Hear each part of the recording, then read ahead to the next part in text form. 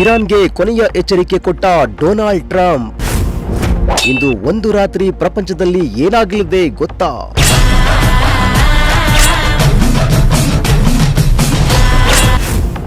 Iran ಮೇಲೆ ಭಯಂಕರ air strike ನಡೆಸಿದ ಇಸ್ರೇಲ್. ಟ್ರಂಪ್ ಬೆದರಿಕೆಗೆ ಎಚ್ಚೆತ್ತುಕೊಂಡಿದ್ದ ಇರಾನ್ ಸರ್ಕಾರ.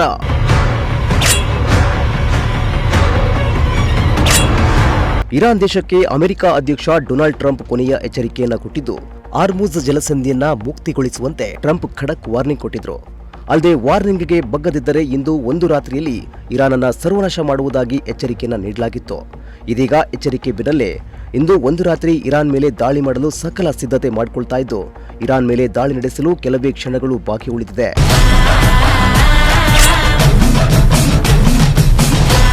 ಇನ್ನು ಡೆಡ್ಲೈನ್ಗೂ ಮುನ್ನ ಇರಾನ್ ನಗರಗಳ ಮೇಲೆ ಇಸ್ರೇಲ್ ಹಾಗೂ ಅಮೆರಿಕ ದೇಶಗಳು ಏರ್ ಸ್ಟ್ರೈಕ್ ನಡೆಸಿದೆ. ಕಾರ್ಗ್ ದ್ವೀಪದ ಮೇಲೆ ಅಮೆರಿಕ ವಿನಾಶಕಾರಿ ದಾಳಿ ಮಾಡಿದೆ. ಕಾರ್ಗ್ ದ್ವೀಪದಾದ್ಯಂತ ಭಾರೀ ಸದ್ದು ಕೇಳಿಬಂದಿದೆ.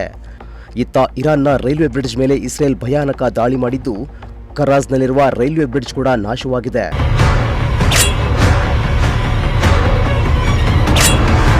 ಇತ್ತ ಇರಾನ್ ಕೂಡ ಕೌಂಟರ್ ದಾಳಿ ನಡೆಸಿದ್ದು, ಯುಎಇ ಟೆಲಿಕಮ್ಯುನಿಕೇಷನ್ ಕಟ್ಟಡದ ಮೇಲೆ ಇರಾನ್ ದಾಳಿ ಮಾಡಿದೆ. ಶಾರ್ಜಾದಲ್ಲಿರುವ ತುರಾಯಾ ಟೆಲಿಕಮ್ಯುನಿಕೇಷನ್ ಮೇಲೆ ಇರಾನ್ ಕ್ಷಿಪಣಿ ದಾಳಿ ನಡೆಸಿದ್ದು, ದಾಳಿಗೆ ಇಡೀ ಕಟ್ಟಡ ಧ್ವಂಸಗೊಂಡಿದೆ. ಇರಾನ್ ದಾಳಿಯಿಂದಾಗಿ ಇಸ್ರೇಲ್ ದೇಶದಾದ್ಯಂತ ಮಿಸೈಲ್ ಅಲರ್ಟ್ ಘೋಷಣೆ ಮಾಡಲಾಗಿದ್ದು, ಸೈರನ್ ಮೊಳಗಿಸಲಾಗಿದ್ದು, ಜನರು ಸುರಕ್ಷಿತವಾಗಿರುವಂತೆ ತಿಳಿಸಲಾಗಿದೆ.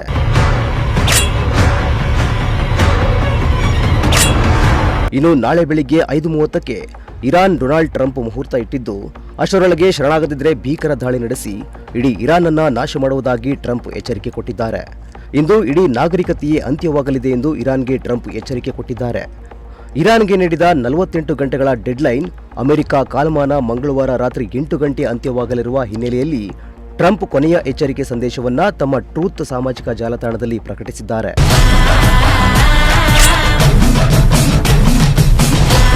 ಇತ್ತ ಅಮೆರಿಕ ಎಚ್ಚರಿಕೆ ಬೆನ್ನಲ್ಲೇ ಇರಾನ್ ಶರಣಾಗೋದಕ್ಕೆ ಕಂಡೀಷನ್ಸ್ ಹಾಕಿದೆ.